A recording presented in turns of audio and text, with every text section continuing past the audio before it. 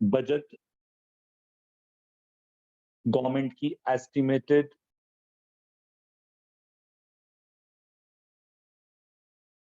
Receipts और estimated expenditure की statement होती है जो फॉर अ फिस्कल ईयर बनाई जाती है।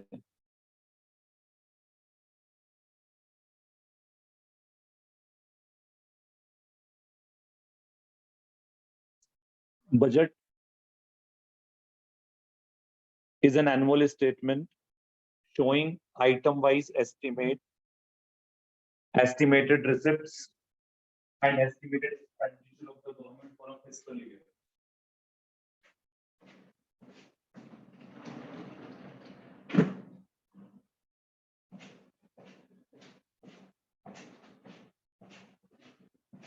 गवर्नमेंट बजट एक एनुअल स्टेटमेंट होती है, एनुअली प्रिपेयर की जाती है। इसमें आइटम वाइज एस्टिमेट्स होते हैं गवर्नमेंट के रिसिप्ट्स के और एक्सपेंडिचर्स के फॉर अ फिस्कल ईयर। तो जो बजट प्रिपेयर किया जाता है उसमें कभी भी एक्चुअल फिगर्स नहीं होती हैं। हमारी बजट के अंदर जो शो की गई फिगर्स होती हैं वो कमिंग फिस्कल ईयर के लिए जो गवर्नमेंट की एस्टिमेटेड रिसिप्ट्स होंगी और एस्टिमेटेड एक्सपेंडिचर्स होंगे, उनको एक एनुअल स्टेटमेंट में प्रिपेयर किया जाता है। उसको हम गवर्नमेंट बजट कहते हैं। जब गवर्नमेंट बजट प्रिपेयर होता है तो मैंने बताया था कि गवर्नमेंट की जो एस्टिमेटेड रिसिप्ट और एस्टिमेटेड एक्सपेंडिचर्स होंगे वो गवर्नमेंट के ऑब्जेक्टिव ऑफ बजट के ऊपर डिपेंड करेंगे। यानी जब हम बजट बनाते हैं तो बजट बनाने के जो ऑब्जेक्टिव्स होते हैं उन ऑब्जेक्टिव के बेसिस पे गवर्नमेंट की एस्टिमेटेड एक्सपेंडिचर्स और एस्टिमेटेड रिसिप्ट्स डिटरमिन होती हैं।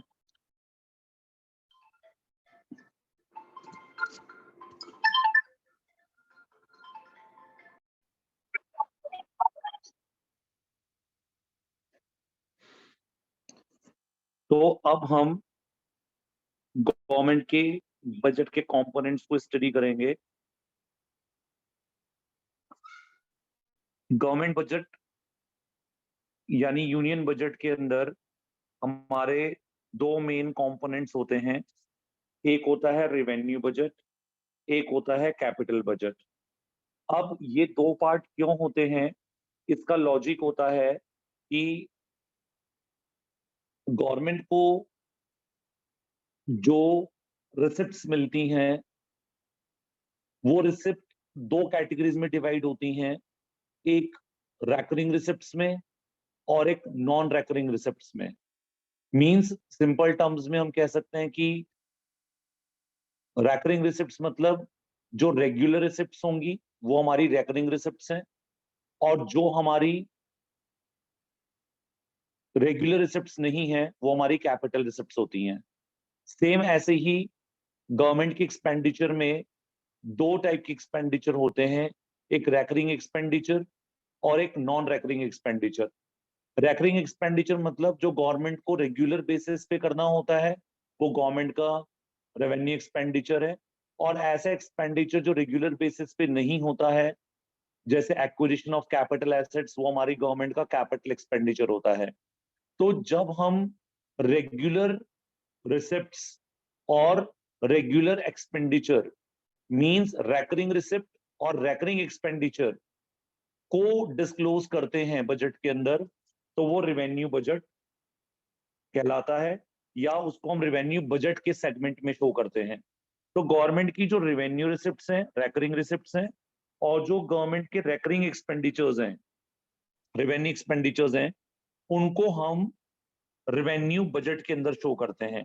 तो जैसे आपने बजट की डेफिनेशन पढ़ी थी कि वो एक एनुअल स्टेटमेंट होती है, सेम ऐसे आप बोलेंगे रेवेन्यू बजट को अगर डिफाइन करना हो तो revenue budget is the annual statement, annual नहीं लिखा आप एनुअल लगा सकते हैं आगे, is the annual statement of estimated receipts थी, यहां वर्ड लगा दीजिए रेवेन्यू।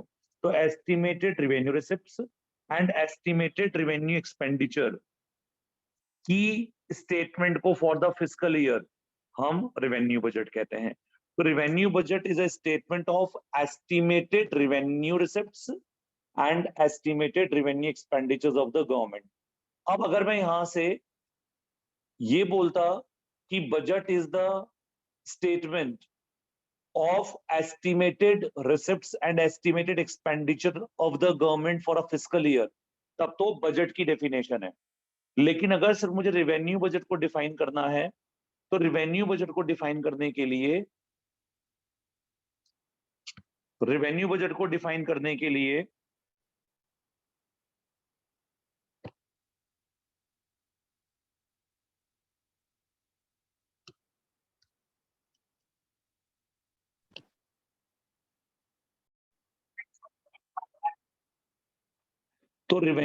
को जब हम डिफाइन करेंगे तो that is equals to revenue receipts plus revenue expenditure of the government, estimated revenue receipt and estimated revenue expenditure of the government for a fiscal year. तो हम यहाँ पर estimated revenue receipts और estimated revenue expenditure को जब disclose करेंगे तो वो हमारा revenue budget होगा।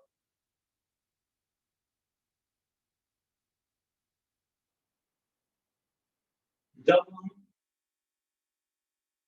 revenue budget की बात करते हैं तो revenue budget के अंदर ये नहीं होगा कि केवल revenue receipts आएंगी, receipts भी आएंगी और expenditure भी आएंगे, और only of revenue nature यानी recurring nature की receipt और recurring nature के expenditures आएंगे इसके अंदर for the fiscal year, तो उसको हम लोग revenue budget कहेंगे।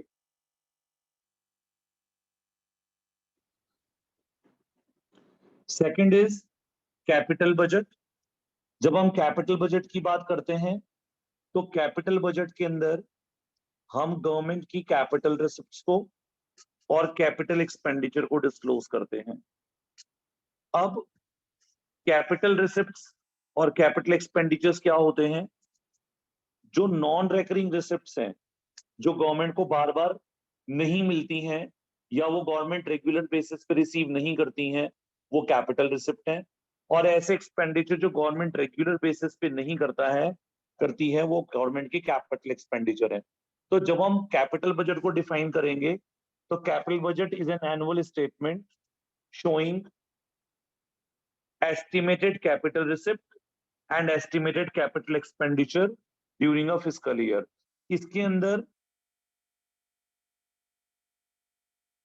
इसके अंदर भी आपको याद रखना है, आपको रिसिप्ट्स भी शो करनी है और एक्सपेंडिचर भी शो करने हैं, पर ऑफ कैपिटल नेचर। तो revenue budget is a statement of estimated revenue receipt and estimated revenue expenditure of the government for the fiscal year, and capital budget is a statement of capital receipt and capital expenditure of the government for the coming fiscal year। समझ आ गया आपको यहां तक?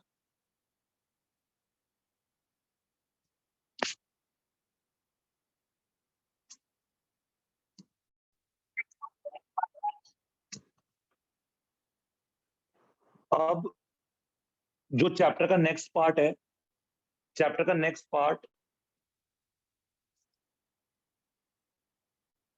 Receipts को explain करता है।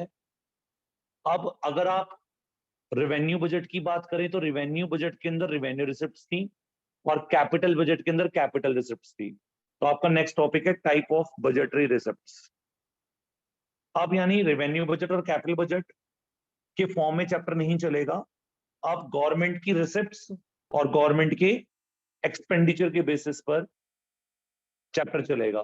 तो जब गवर्नमेंट की हम बजटरी रिसिप्ट्स की बात करते हैं तो गवर्नमेंट की रिसिप्ट्स दो तरह की होती हैं, रेवेन्यू और कैपिटल। जो रेवेन्यू रिसिप्ट्स होती हैं वो गवर्नमेंट की रेगुलर रिसिप्ट्स होती हैं, रेकरिंग नेचर की होती हैं, और जो कैपिटल रिसिप्ट्स होती हैं वो नॉन रेकरिंग इन नेचर होती हैं। जब हम बजट रिसिप्ट्स को डिफाइन करते हैं तो that is divided into revenue receipt and capital receipt. अब इस टेबल के अंदर आप देखें रेवेन्यू रिसिप्ट और कैपिटल रिसिप्ट को शो किया गया है। इसकी एक्सप्लेनेशन नेक्स्ट पेज के ऊपर है, पर हम इसको ब्रीफ आउट कर लेते हैं कि ये रेवेन्यू रिसिप्ट और कैपिटल रिसिप्ट में क्या क्या आएंगी। रेवेन्यू रिसिप्ट को हम फर्दर दो सोर्सेज में डिवाइड करते हैं। रेवेन्यू मतलब याद रखिएगा, रेवेन्यू मतलब रेगुलर और रेकरिंग नेचर रिसिप्ट, जो गवर्नमेंट को रेगुलर बेसिस पे रिसीव होती हैं वो गवर्नमेंट की रेवेन्यू रिसिप्ट्स होती हैं। अब इसके अंदर फर्स्ट है टैक्स रेवेन्यू और सेकंड है नॉन टैक्स रेवेन्यू। अब ऐसा अब देखिए, रेवेन्यू का मतलब होता है रिसीट्स, यानी मिलने वाला पैसा, इज कॉल्ड एज रेवेन्यू। तो गवर्नमेंट के जो डिफरेंट सोर्सेज हैं रेवेन्यू के, उसको दो पार्ट में डिवाइड किया जाता है, एक टैक्स और एक नॉन टैक्स रेवेन्यू। जो टैक्स रेवेन्यू होता है, ये बड़ा इजी और जस्टिफिएबल है नाम से ही, कि tax revenue means any receipt which government receives from the people of the country bye imposing taxes on them. Tax लगा करके लोगों के ऊपर जो पैसा गवर्नमेंट रिसीव करती है, उसको टैक्स रेवेन्यू कहते हैं। टैक्सेस को हम दो पार्ट में डिवाइड करते हैं, एक डायरेक्ट टैक्स होते हैं और एक इनडायरेक्ट टैक्स होते हैं। प्लीज थोड़ा ध्यान से सुनिएगा। जो डायरेक्ट टैक्स और इनडायरेक्ट टैक्स में बेसिक डिफरेंस होता है, वो ये होता है कि डायरेक्ट टैक्सेस को, डायरेक्ट टैक्स ऐसे टैक्सेस होते हैं जो लोगों की इनकम के ऊपर इंपोज किए जाते हैं। अब अगर आप इनकम अर्न कर रहे हैं, तो इनकम आप कहां से अर्न करते हैं, ये थोड़ा सा बुक में नहीं है, थोड़ा सा हम आउट जाकर के बात करेंगे। अगर मैं ये बोलूं कि कोई पर्सन सैलरी अर्नर है या वेज अर्नर है और वो टैक्स नेटवर्क में आता है, उसके टैक्स स्लैब्स उसके ऊपर एप्लीकेबल होते हैं, उसकी इनकम मिनिमम टैक्सेबल लिमिट से ज्यादा है, तो उसको अपनी सैलरी या वेज के ऊपर टैक्स देना पड़ेगा। तो सैलरी और वेज पे लगने वाला टैक्स जो होगा वो डायरेक्ट टैक्स होगा, क्योंकि ये इनकम पे लगने वाला टैक्स है। ऐसे ही अगर आपके पास कोई प्रॉपर्टी है, अगर आप किसी प्रॉपर्टी से टैक्स लेते हैं, जैसे प्रॉपर्टी से टैक्स मतलब प्रॉपर्टी से आपको कोई इनकम हो रही है, और प्रॉपर्टी से जैसे आपको रेंटल इनकम हो रही है, तो प्रॉपर्टी से होने वाली इनकम के ऊपर जो टैक्स लगता है वो भी आपका डायरेक्ट टैक्स है, क्योंकि यहां लिखा है income tax is a direct tax.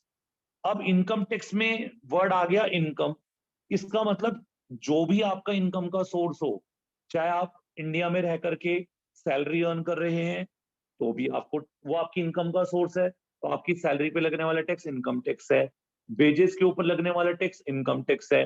Property आपका सोर्स ऑफ इनकम है रेंटल इनकम के फॉर्म में, तो उस पे लगने वाला टैक्स आपका इनकम टैक्स है।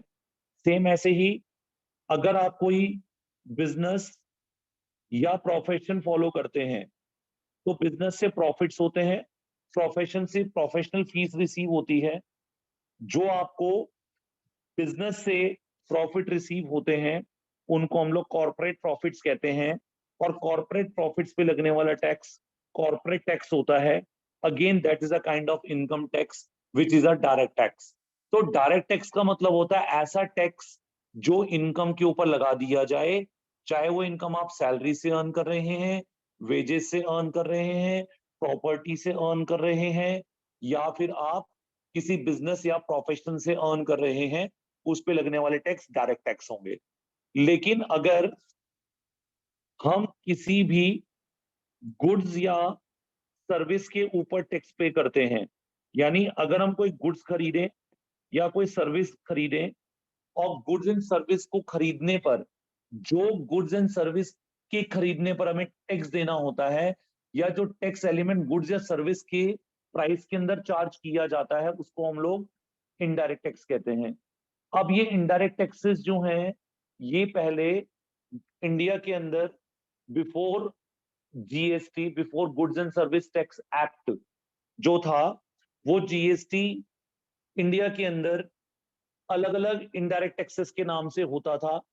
जैसे वैल्यू एडेड टैक्स लगता था, कस्टम ड्यूटी लगती थी, एक्साइज टैक्स लगता था, एंटरटेनमेंट टैक्स लगता था, डिफरेंट टाइप के स्मॉल स्मॉल टैक्सेस लगा करते थे। अब गवर्नमेंट ने कहा कि when there is one nation, तो one nation one tax regime शुरू किया गया, जिसमें ये कहा गया कि टैक्सेस जो होंगे वो केवल एक ही होना चाहिए। इसलिए सभी इनडायरेक्ट टैक्सेस को मर्ज करके एक सिंगल टैक्स बना दिया गया, जिसको जीएसटी कहा जाता है, गुड्स एंड सर्विस टैक्स कहा जाता है। क्योंकि गुड्स एंड सर्विस टैक्स आपकी इनकम पे नहीं लग रहा है, ये आपके गुड्स खरीदने पर या किसी सर्विस को अवेल करने पर लग रहा है, तो इसलिए हम इसको इनडायरेक्ट टैक्स कहते हैं। यानी इनकम पे लगने वाला टैक्स डायरेक्ट टैक्स है, गुड्स एंड सर्विस के ऊपर लगने वाला टैक्स इनडायरेक्ट टैक्स है। ये एक मेजर डिफरेंस होता है। सेकेंड मेजर डिफरेंस जो 100% डायरेक्ट और इनडायरेक्ट टैक्स को बाइफरकेट करता है, वो होता है, प्लीज सुनिएगा ध्यान से, जो डायरेक्ट टैक्स है उसके बर्डन को हम शिफ्ट नहीं कर सकते। मींस मैं ये नहीं कह सकता डायरेक्ट टैक्स में कि भाई मेरा टैक्स कोई और पे कर दे। फॉर एग्जाम्पल, अगर सैलरी मिस्टर ए अर्न कर रहा है, अगर मिस्टर ए सैलरी अर्न कर रहे हैं, तो उस पे टैक्स मिस्टर ए को ही देना पड़ेगा। वो किसी और मिस्टर बी या सी को ये नहीं कह सकता कि आप मेरा टैक्स भर दो। तो डायरेक्ट टैक्स का बर्डन शिफ्ट नहीं हो सकता है। तो इसका इंसिडेंस और फाइनल बर्डन जो होता है वो सेम पर्सन के ऊपर होता है। और इनडायरेक्ट टैक्स में क्या होता है, इनडायरेक्ट टैक्स इंपोज किया जाता है किसी एक पर्टिकुलर पर्सन के ऊपर, पर वो फाइनली पे किया जाता है किसी और पर्सन के थ्रू। यानी उसका बर्डन हम कंज्यूमर या एंड यूजर के ऊपर शिफ्ट कर देते हैं। यानी हम ऐसा कह सकते हैं कि GST is imposed on the businesses and business forms passes on the burden of that indirect tax on the end user or on the consumer. So that's why it is said that indirect taxes का burden shift होता है, पर direct tax का burden shift नहीं होता है। तो direct tax और indirect tax के दो main difference हैं। direct tax income पे लगने वाला टैक्स है, indirect tax goods and service पे लगने वाला टैक्स है। डायरेक्ट टैक्स का बर्डन शिफ्ट नहीं किया जा सकता है, इनडायरेक्ट टैक्स का बर्डन शिफ्ट किया जा सकता है। डायरेक्ट टैक्स के एग्जांपल हैं tax on salary income, tax on wage income, tax on property income, tax on business income in the form of corporate profit tax, tax on the professional fees. These all are example of direct taxes. और goods and service पे लगने वाला tax आपका indirect tax है। GST के network से कुछ goods को एग्जम्प्ट किया गया है, वो एग्जम्प्टेड कैटेगरी में आते हैं जिन पे जीएसटी नहीं लगता है, पर वो होते हैं इनडायरेक्ट टैक्स ही हैं। जैसे लीकर के ऊपर, शराब के ऊपर लगने वाला जो टैक्स होता है वो आपका जीएसटी नेटवर्क में नहीं आता, वो वीएटी वैल्यू एडेड टैक्स के अंदर आता है अभी भी। ऐसे पेट्रोल के अंदर लगने वाला टैक्स जो होता है वो वैल्यू एडेड टैक्स होता है, वो जीएसटी के अंदर कवर नहीं होता। तो पेट्रोल और लीकर को जैसे इनमें से बाहर रखा गया है, लेकिन फाइनली जो लीकर और पेट्रोल पे लगने वाला टैक्स है उसका नाम वैल्यूएडेड टैक्स है। वो वैल्यूएडेड टैक्स भी पहले जीएसटी भी वैल्यूएडेड टैक्स हुआ करता था, पर जीएसटी के अंदर बहुत सारे टैक्सेस को मर्ज करके जीएसटी कर दिया गया। लेकिन पेट्रोलियम प्रोडक्ट्स को और लिकर को इससे बाहर रखा गया है, और उन पे जो टैक्स लगता है वो वैल्यूएडेड टैक्स है। वो वैल्यूएडेड टैक्स भी काइंड ऑफ इनडायरेक्ट टैक्स ही होता है, क्योंकि वो एंड यूजर को पे करना होता है। तो VAT VAT value added tax, GST, these are indirect taxes, and income tax is a direct tax, और corporate profit tax is a direct tax. अब गवर्नमेंट अपनी इनकम का एक मेजर रेवेन्यू टैक्स से ही अर्न करती है, पर गवर्नमेंट को कुछ रेवेन्यू नॉन टैक्स आइटम से भी मिलते हैं। जैसे जब गवर्नमेंट प्रॉफिट या डिविडेंड रिसीव करती है, प्लीज सुनेंगे ध्यान से, जब government PSU public sector undertaking run करती हैं, जैसे टेलीग्राम डिपार्टमेंट हो गया, रेलवेज हो गए, रेलवे डिपार्टमेंट गवर्नमेंट का है, टेलीफोन डिपार्टमेंट गवर्नमेंट का है, इलेक्ट्रिसिटी डिपार्टमेंट गवर्नमेंट का है। तो बहुत सारे सेक्टर्स ऐसे हैं जो गवर्नमेंट ने अपने पास रिटेन करे हुए हैं ड्यू टू स्ट्रैटेजिक और ड्यू टू सोशल और इकोनॉमिक पॉइंट ऑफ व्यू से गवर्नमेंट ने उनको अपने पास रिटेन करा हुआ है, क्योंकि वो कंट्री के लिए स्ट्रैटेजिक पॉइंट ऑफ व्यू से इंपॉर्टेंट है। तो गवर्नमेंट जब पब्लिक सेक्टर अंडरटेकिंग को रन करती है, तो गवर्नमेंट को अपनी अंडरटेकिंग को रन करने से प्रॉफिट होता है। तो पीएसयू से होने वाला प्रॉफिट गवर्नमेंट का नॉन टैक्स रेवेन्यू है। गवर्नमेंट अगर कहीं पर इन्वेस्टमेंट करती है, यानी गवर्नमेंट भी एज अ इन्वेस्टर अगर किसी कंपनी के शेयर्स में इन्वेस्टमेंट कर देती है, तो when the government invest in the shares of some company और इन अनदर कंपनी, तो उन शेयर से गवर्नमेंट को बीइंग शेयर होल्डर डिविडेंड के रूप में इनकम होती है। तो गवर्नमेंट अगर सेल्फ की अंडरटेकिंग रन कर रही तो प्रॉफिट होंगे, किसी दूसरी अंडरटेकिंग में शेयर्स खरीदे हैं तो वहां से गवर्नमेंट को डिविडेंड इनकम होगी। Government different licence fees pro different government जब हमें डिफरेंट लाइसेंसेस देती हैं, जैसे आप इंपोर्ट लाइसेंस ऑब्टेन करते हैं, एक्सपोर्ट लाइसेंस ऑब्टेन करते हैं, तो इन लाइसेंस को ऑब्टेन करने के लिए, या लिकर के लाइसेंस आप ऑब्टेन करते हैं, या फिर आप कोई पर्टिकुलर जैसे ट्रांसपोर्ट कंपनीज होती हैं, उनको डिफरेंट रूट्स पे अपनी बसेस को चलाने के लिए गवर्नमेंट से परमिट, PERMIT परमिट लेना होता है, काइंड ऑफ लाइसेंस होता है। तो गवर्नमेंट किसी भी तरह की जब लाइसेंस फीस चार्ज करती है तो वो गवर्नमेंट के लिए नॉन टैक्स रेवेन्यू माना जाता है। नेक्स्ट है word skates, ESCHEATS, skates. Skates क्या होती हैं? एस्केट्स का मतलब होता है जब किसी भी प्रॉपर्टी का कोई लीगल हायर नहीं होता है। लीगल हायर का मतलब उत्तराधिकारी नहीं होता है।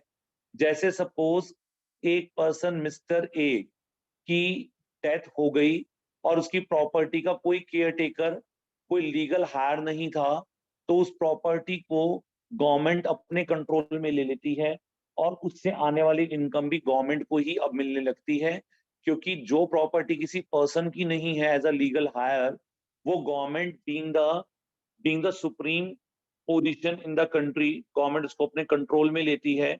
तो उस प्रॉपर्टी से आने वाली इनकम जो किसी की नहीं है और पर्सन की डेथ हो गई है, तो डिसीज पर्सन की लीगल हायर की एब्सेंस में उसकी प्रॉपर्टी से आने वाली इनकम गवर्नमेंट के पास जाती है, तो उसको हम एस्केट का नाम देते हैं।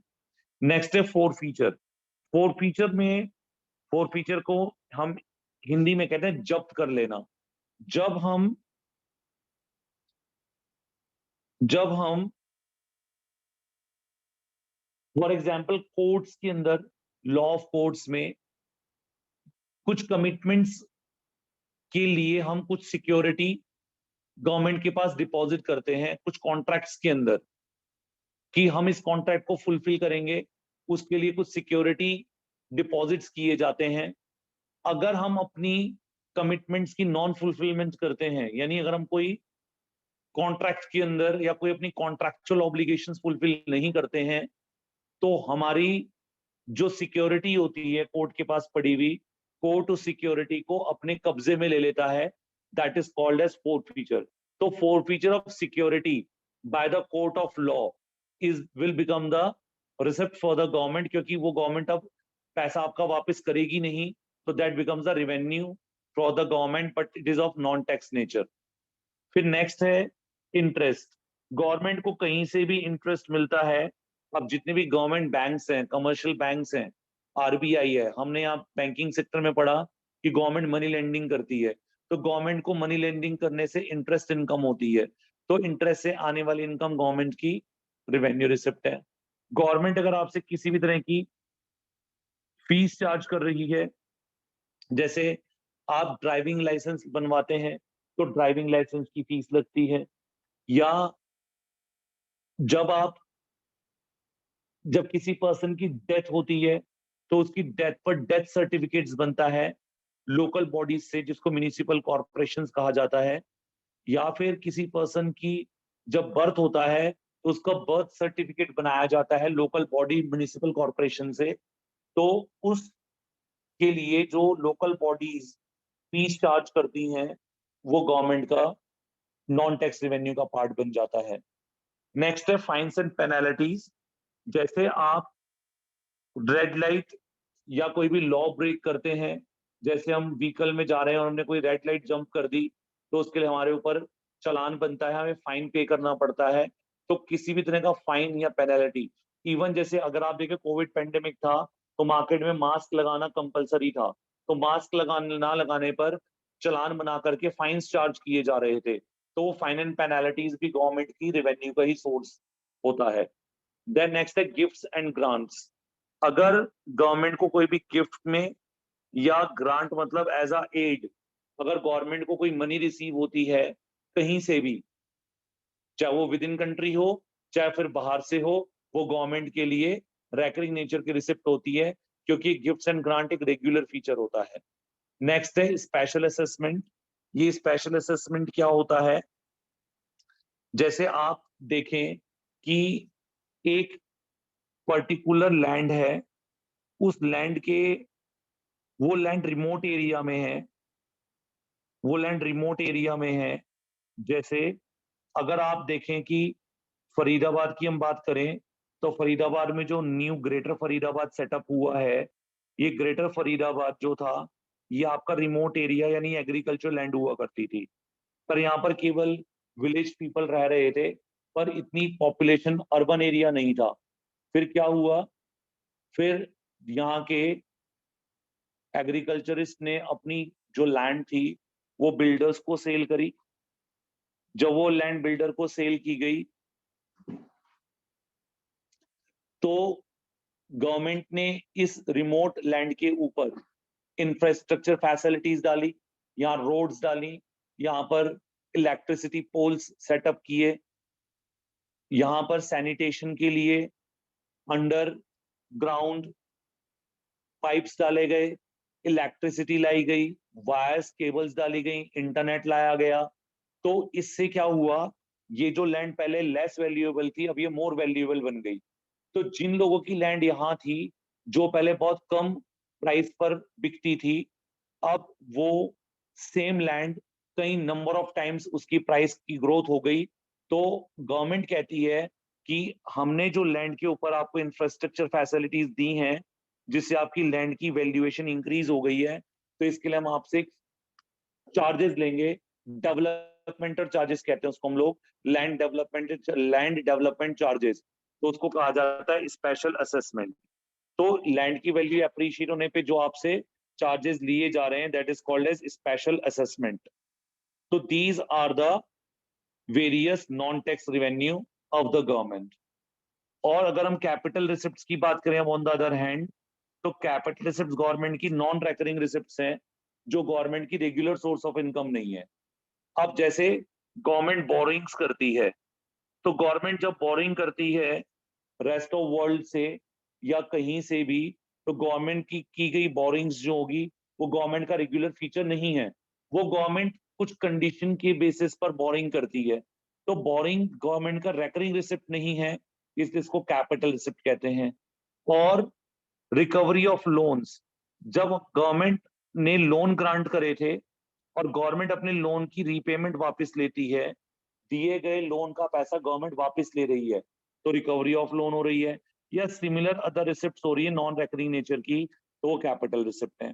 अब अगर हम इन दोनों को, ये तो आइटम वाइज हमने क्लासिफिकेशन कर दी, मैंने बोल दिया कि boring, recovery of loan, other receipt non recurring है, और बाकी जो टैक्स और नॉन टैक्स रेवेन्यू वो रेकरिंग इन नेचर है। तो रेकरिंग आइटम्स को हम लोग रेवेन्यू रिसिप्ट कहते हैं और नॉन रेकरिंग आइटम को हम कैपिटल रिसिप्ट कहते हैं। पर ये तो डिफरेंस है ही है। इसके अलावा मेजर डिफरेंस क्या होता है इन दोनों के बीच में, कि जो कैपिटल रिसिप्ट होती हैं, वो कैपिटल रिसिप्ट आपकी लायबिलिटीज को इंक्रीज करती हैं या आपकी एसेट्स को डिक्रीज करती हैं। ऐसे रिसिप्ट को हम लोग कैपिटल रिसिप्ट कहते हैं। यानी ऐसे रिसिप्ट जिससे गवर्नमेंट की लायबिलिटी इंक्रीज हो जाए, लाइक बोरोइंग,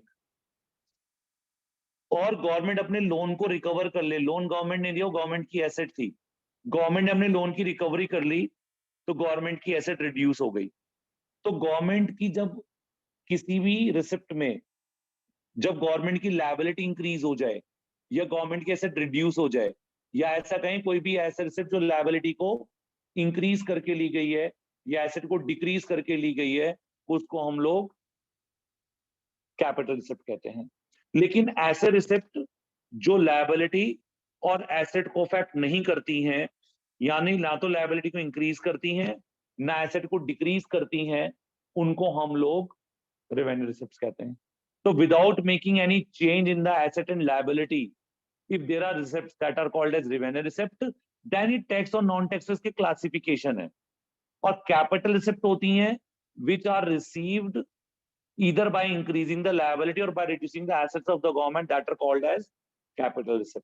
और borrowing recovery of loan and other receipt इसके एग्जांपल्स हैं।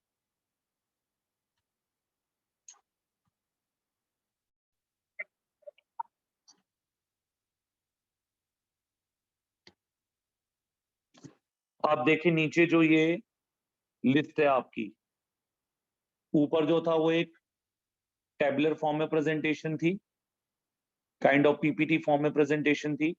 अभी आपकी उसी की ही लैंग्वेज में एलोबरेट करके डेफिनेशंस वगैरह और उनके कंपोनेंट की मीनिंग दी गई है। तो रेवेन्यू रिसिप्ट की क्या डेफिनेशन मैंने बताई थी?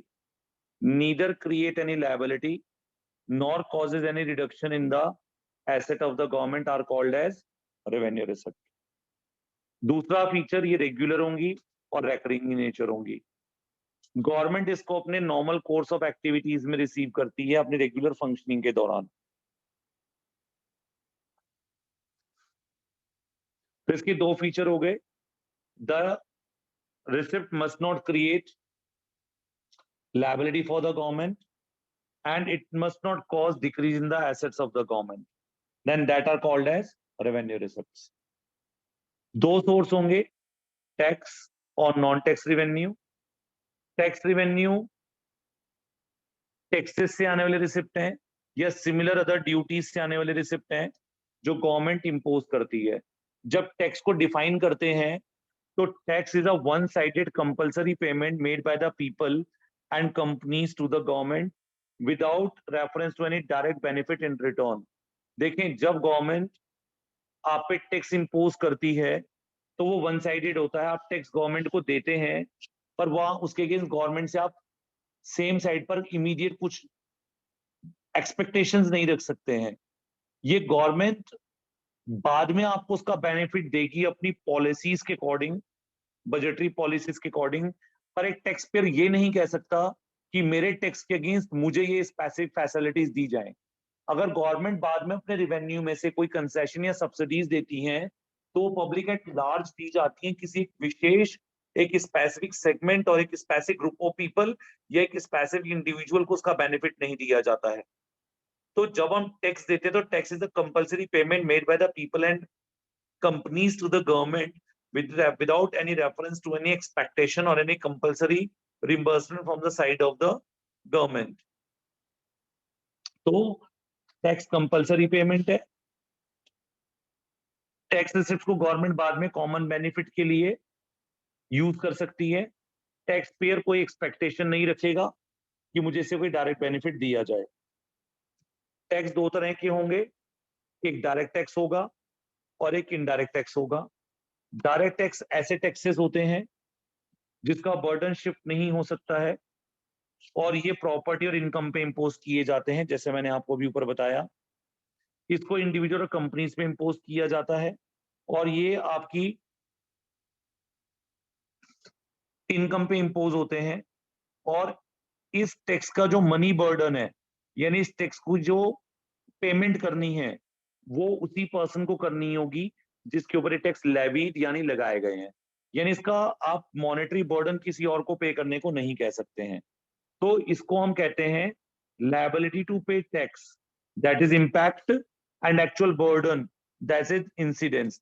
तो इम्पैक्ट एंड इंसिडेंस ये सेम पर्सन के ऊपर होते हैं।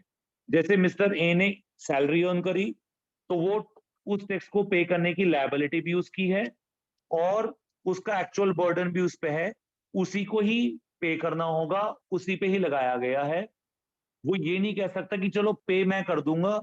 मिस्टर ये नहीं कह सकता कि चलो पे मैं कर दूंगा गवर्नमेंट को, मिस्टर बी आप मुझे मेरे टैक्स के पैसे दे दो।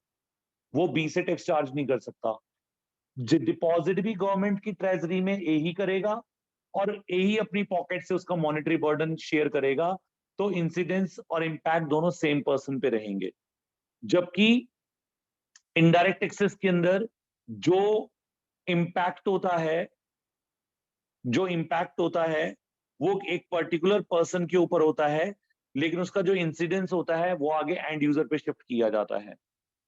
जब डायरेक्ट टैक्सेस लगते हैं तो वो हमारी डिस्पोजेबल इनकम को अफेक्ट करते हैं, क्योंकि when taxes are imposed the level of income will become lower or some part of income is transferred from the people to the government in the form of taxes, so the people will have less income in their hands after paying the taxes.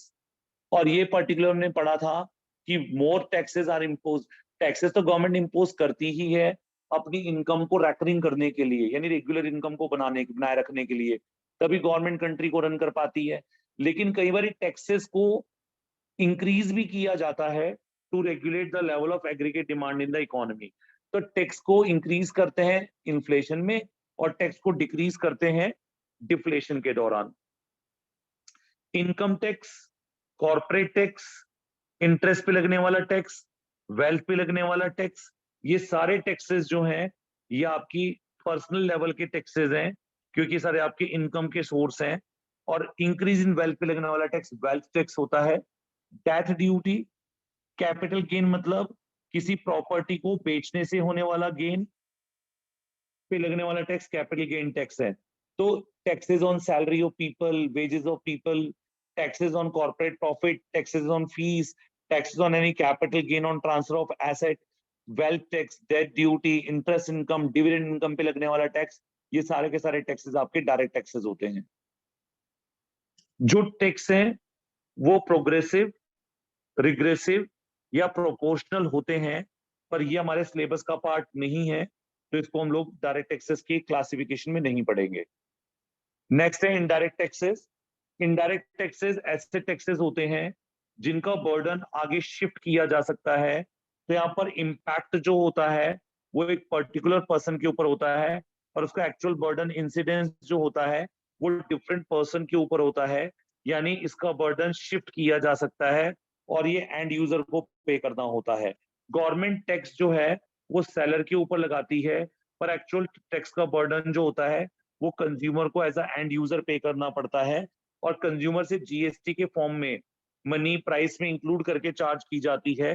तो इसलिए क्योंकि आप price जो पे कर रहे हैं as and user उसके अंदर जीएसटी लेवीड है, तो जीएसटी पे आपने करा है in the form of price to the seller और सेलर वो गवर्नमेंट को जमा कराएगा। तो जो इम्पैक्ट है वो सेलर के ऊपर है, यानी जो टैक्स लेवी हुआ है वो सेलर के ऊपर हुआ है और उसको भरना किसको है? एंड यूजर को। तो बर्डन शिफ्ट एंड यूजर के ऊपर हो गया, कंज्यूमर के ऊपर हो गया है। तो ये जीएसटी, और मैंने आपको बताया कि बहुत सारे जो टैक्सेस थे वो एज अ जीएसटी मर्ज किए गए, लेकिन वैल्यू एडेड टैक्स और सिक्योरिटीज ट्रांजैक्शन टैक्स, जो शेयर या सिक्योरिटीज की खरीद और बेच पे टैक्स लगता है उसको सिक्योरिटी ट्रांजैक्शन टैक्स कहते हैं। लीकर के ऊपर अभी भी एक्साइज लगता है, पेट्रोलियम पे वैट लगता है। ये जितने भी एग्जाम्पल है ये सारे के सारे आपके इनडायरेक्ट टैक्सेस के एग्जाम्पल होते हैं। वो कह रहा है कि क्या इनडायरेक्ट टैक्स को अवॉइड किया जा सकता है? अगर पावर बूस्टर में क्वेश्चन पूछ लें आपसे तो कह रहे हैं इनडायरेक्ट टैक्स के बर्डन को वैसे तो हम अवॉइड नहीं कर सकते हैं। वो कह रहा है आप ऐसे कोई गुड्स प्रोड्यूस, आप ऐसे गुड्स कोई परचेज मत करो, ऐसे कोई गुड्स आप परचेज ना करो। होल्ड रखेंगे।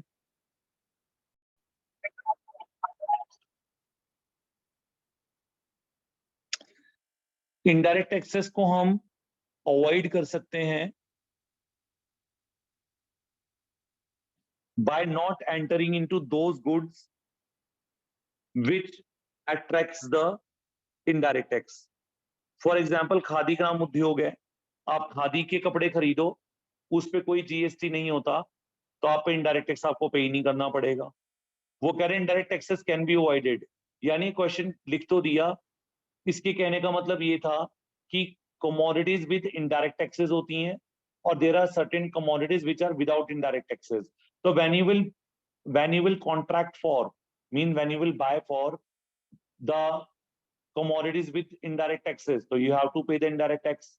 But if you will enter into contract or you will contract for the purchase of GST free goods or indirect taxes free goods, then there will be no levy of taxes or you have no need to pay the taxes to the government.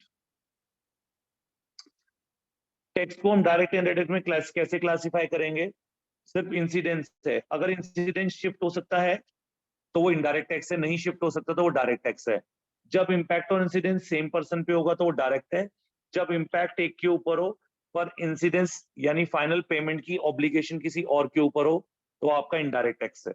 फिर हमने पढ़ा था ये जो direct और indirect tax का difference है ये आप लोग खुद रिवाइज करेंगे अभी।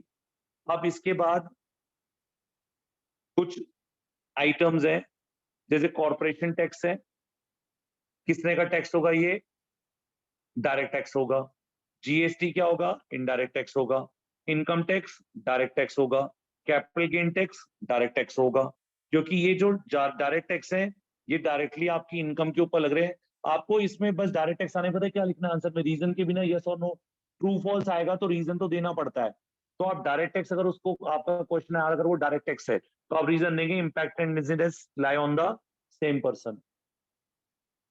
और जब इम्पैक्ट और इंसिडेंस अलग अलग लोगों पे होगा तो इनडायरेक्ट टैक्स है। तो अगर बोले जीएसटी से इनडायरेक्ट टैक्स वाई तो आप लिखोगे बिकॉज इंसिडेंस इज some मतलब impact is on one person that is on to the seller but incidence is on to the end user or different person, that's why it is called as indirect tax। non tax revenue मैंने बता दिया, ऐसे revenue जो government के लिए tax revenue से नहीं आ रहे हैं, अदर देन टैक्स रिवेन्यू आते हैं वो आपके नॉन टैक्स रिवेन्यू होते हैं। इसमें इंटरेस्ट अभी मैंने डिफाइन करा आपको, होल्ड रखिएगा। Interest, profit and dividend, government interest क्या है? जब गवर्नमेंट किसी भी लोन के ऊपर इंटरेस्ट अर्न करती है, चाहे वो लोन प्राइवेट सेक्टर को उन्होंने दिया है, चाहे जनरल पब्लिक को दिया है, यूनियन टेरिटरीज को दिया है, वो रेगुलर इनकम है। ये मैंने भी आपसे डिस्कस किया था। इसके बाद नेक्स्ट है फीस अर्न करती है गवर्नमेंट। जैसे आप डिफरेंट फैसिलिटीज गवर्नमेंट से अरेंज करते हैं, उसके लिए आपको फीस पे करनी होती है।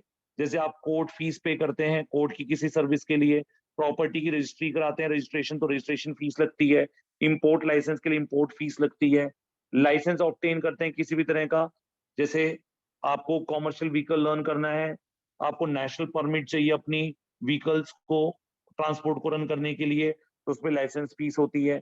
फाइन्स एंड पेनल्टीज, मैंने कहा आप कोई लॉ ब्रेक करते हैं तो उस पर लगने वाला फाइन पेनल्टी गवर्नमेंट की रेगुलर इनकम का सोर्स होता है as a non tax revenue. Escheat मैंने बताया without legal, who dies without the legal heir, तो ऐसी प्रॉपर्टी जो होती है गवर्नमेंट के पास जाती है तो कोई इसको क्लेम नहीं कर पाता, वो डायरेक्टली गवर्नमेंट के कंट्रोल में चली जाती है, उसकी प्रॉपर्टी और उसकी इनकम गवर्नमेंट की प्रॉपर्टी और इनकम मानी जाती है। गिफ्ट ग्रांट मिलते हैं इंटरनेशनल ऑर्गेनाइजेशन से, फॉरेन गवर्नमेंट से, ये गवर्नमेंट का रेगुलर फीचर होता है। गिफ्ट रेगुलर मिलते हैं तो पर ये गिफ्ट जो होते हैं वो आपके फिक्स सोर्स ऑफ रेवेन्यू नहीं होते हैं। लेकिन जनरली क्या होता है कि जब नेशनल क्राइसिस होती हैं, वॉर होगा, फ्लड होगा, तो ये गिफ्ट्स एंड ग्रांट्स आपको मिलती हैं। तो इसीलिए उसको हम लोग जनरली रेगुलर मानते हुए हम उसको रेवेन्यू रिसिप्ट में इंक्लूड कर सकते हैं। लेकिन रेवेन्यू रिसिप्ट में इंक्लूड जरूर किया उसको, पर गवर्नमेंट का फिक्स सोर्स नहीं है, ये once in a while government को मिलता है। पर क्योंकि ये फ्रीक्वेंटली मिल जाता है वार या फ्लड टाइम या किसी भी नेचुरल कैलेमिटी के टाइम पर, तो इसलिए इसको हम लोग रेकरिंग बेसिस पे मानते हुए रेवेन्यू रिसिप्ट्स में इंक्लूड कर लेते हैं। 4 फीचर्स मैंने आपको बताया था। आप कोर्ट, जैसे कोर्ट कोई ऑर्डर पास ऑन करता है और आप कोर्ट के ऑर्डर की फुलफिलमेंट नहीं करते, कोई कॉन्ट्रैक्चुअल ऑब्लिगेशन फुलफिल नहीं करते, तो उसमें जो आपने डिपॉजिट्स रखे होते हैं उसके ऊपर गवर्नमेंट उसको फोरफीट कर लेती है। Special assessment, land development charges जो गवर्नमेंट आपसे चार्ज करती है जब प्रॉपर्टी की वैल्यू बढ़ जाती है, तो as a part of development expenditure government अपने खर्चे को ओनर ऑफ लैंड से रियलाइज करती है स्पेशल असेसमेंट के टैक्स को लेकर के। तो that is another source of non tax revenue for the government. तो टैक्स और नॉन टैक्स रिवेन्यू का डिफरेंस भी आपको करना है।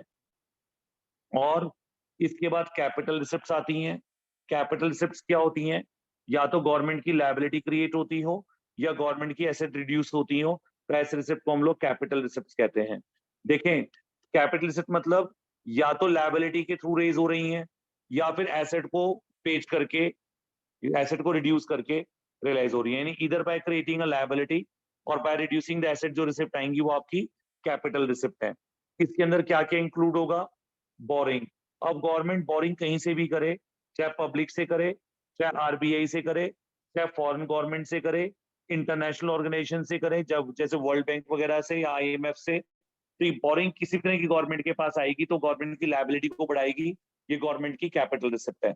गवर्नमेंट अपने लोन को रिकवर करती है, recovery of loan will reduce the asset of the government, it's that's why it is a capital receipt.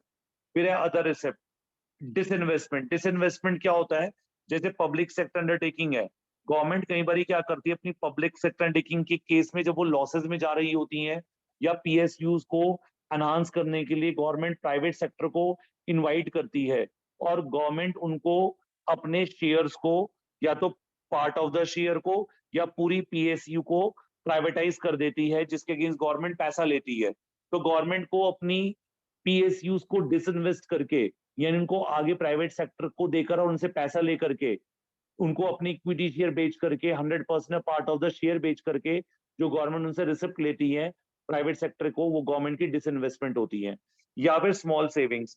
अब आपको पता है कि गवर्नमेंट के पास post and office, post and telegraph department होता है, तो गवर्नमेंट के पास बहुत सारा डिपॉजिट, पोस्ट ऑफिस के अंदर डिपॉजिट अकाउंट्स होते हैं, यानी पोस्ट ऑफिस के अंदर स्मॉल सेवर्स के लिए बैंक की तरह कुछ गवर्नमेंट ने अकाउंट की फैसिलिटी दी हुई है, जहां पर आप अपनी स्मॉल सेविंग को इन्वेस्ट कर सकते हैं in the form of national saving certificate, in the form of Kisan Vikas Patra और in the form of some recurring deposit accounts.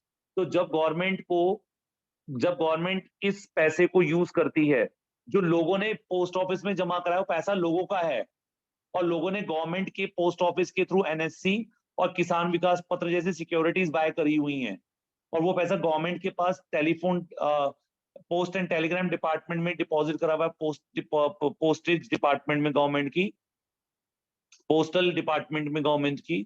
तो गवर्नमेंट उस पैसे को अपने लिए यूज करती है, तो वो गवर्नमेंट जब पब्लिक का पैसा यूज करेगी तो गवर्नमेंट की लायबिलिटी इंक्रीज होगी।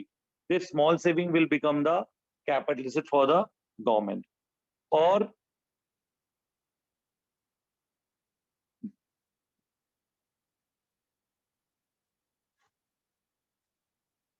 यहां आकर के कैपिटल रिसिप्ट खत्म हो जाती हैं। कैपिटल रिसिप्ट को यहां कहा गया है डेब्ट क्रिएटिंग कैपिटल रिसिप्ट।